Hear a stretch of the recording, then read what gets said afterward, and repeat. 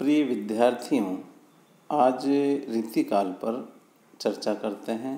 देखिए, रीतिकाल का नामकरण विवादास्पद रहा है। ऐसा प्रश्न कई बार आदिकाल के बारे में पूछा गया है और उसकी पृष्ठभूमि देखिए। सबसे पहले तो हमें ये समझना होगा कि रीति से तात्पर्य क्या है। रीति से तात्पर्य पद्धति, शैली, काव्यांग निरूपण, परंपरा। देखिए, रीतिकाल के जो नामकरण हैं वे आचार्य रामचंद्र शुक्ल ने विक्रम संवत 1700 से 1900 अर्थात 1643 ईस्वी से 1843 ईस्वी तक के कालखंड को रीतिकाल कहा। मध्यकाल को जिन दो कालखंडों में बांटा गया उनमें पूर्व मध्यकाल और उत्तर मध्यकाल। पूर्व मध्यकाल को भक्तिकाल, उत्तर मध्यकाल को रीतिकाल कहा गया। रीतिकाल के लिए जो नाम विभिन्न विद्वानों के द्वारा दिए गए उनमें मिश्र बंधुओं ने रीतिकाल को अलंकृत काल कहा।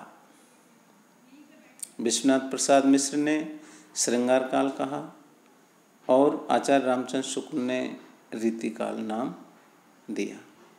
मिश्र बंधुओं का ये तर्क है कि इस काल में कविता को अलंकृत करने पर अधिक बल दिया गया, इसलिए इसका नाम अलंकृत काल होना चाहिए।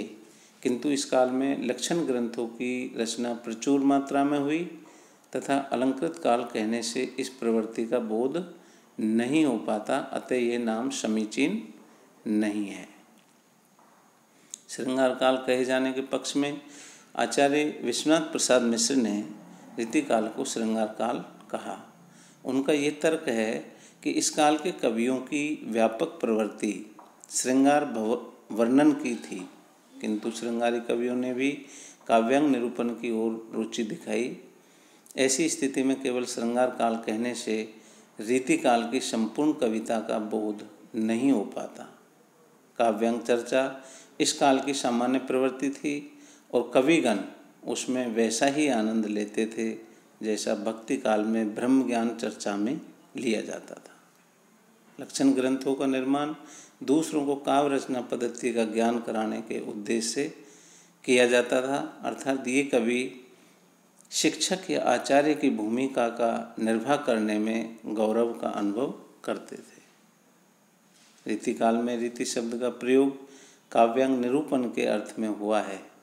ऐसे ग्रंथ जिनमें काव्यांगों के लक्षण एवं उदाहरण दिए जाते हैं रीति ग्रंथ कहे जाते हैं। रीतिकाल के अधिकांश कवियों ने रीति निरूपण करते हुए लक्षण ग्रंथ लिखे, अतः इस काल की प्रधान प्रवृत्ति रीति निरूपण को माना जा सकता है। आचार्य रामचंद्र शुक्ल ने कालों के नामकरण प्रधान प्रवृत्ति के आधार पर किए। जैसा कि उन्होंने पूर्व में आदिकाल को वीर गाथा काल नाम दिया, तो उन्होंने वहाँ वीरता की जो प्रवृत्ति है, वीर रस की, उसकी प्रधानता के कारण तो यहाँ उन्होंने रीतिकाल नाम दिया। तो आचार्य रामचंद्र शुक्ल ने नामकरण प्रधान प्रवृत्ति के आधार पर किए, अतः रीति की प्रधानता के कारण इस काल का नामकरण उन्होंने रीतिकाल किया। रीति से उनका तात्पर्य पद्धति, शैली, परंपरा और काव्यांग निरूपण से है। देखिए, रीतिकाल की जो पृष्ठभूमि इस पर चर्चा करते हैं तो राजनीतिक परिस्थितियाँ, उस समय राजनीतिक परिस्थिति किस प्रकार से थी। रीतिकाल ने मुगलों का वैभव काल, पराभव काल एवं अंग्रेजों का उदय काल देखा है। शाहजहाँ ने ताजमहल एवं मयूर सिंहासन जैसे वैभव के प्रतीक निर्मित कराए, किंतु 1658 ईस्वी में उसके पुत्रों औरंगजेब और दारा शिकोह में सत्ता संघर्ष प्रारंभ हो गया।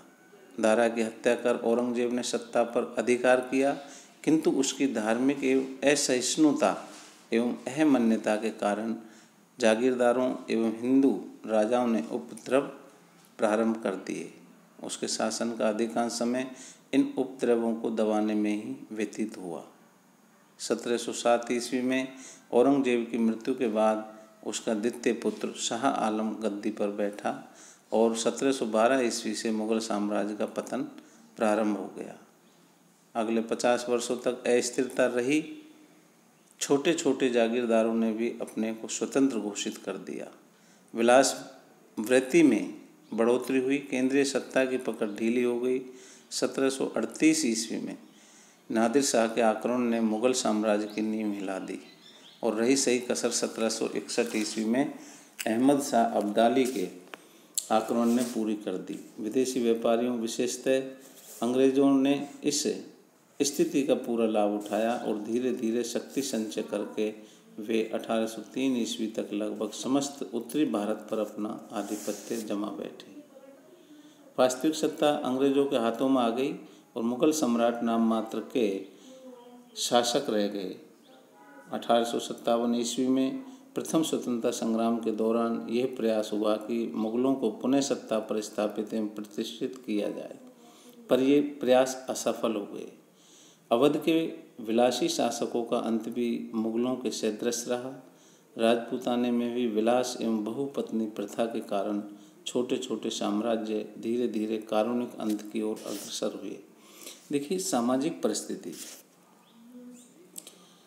सामंतवादी प्रवृत्ति का बोलबाला इस काल में था और सामंतवाद के दोष सर्वत्र व्याप्त थे। एक और विलासी शासकों, सामंतों, अधिकारियों एवं मनसबदारों का बोलबाला था, तो दूसरी ओर गरीब जनता पिस रही थी। विलासिता की बढ़ती प्रवृत्ति के कारण नारी को संपत्ति माना जाने लगा। विलास के उपकरणों का संग्रह करना एवं सुरा सुंदरी में लीन रहना उच्च वर्ग के जीवन का एकमात्र लक्ष्य बन गया था। मध्यम वर्ग भी उन्हीं के अनुकरण में लीन रहता था।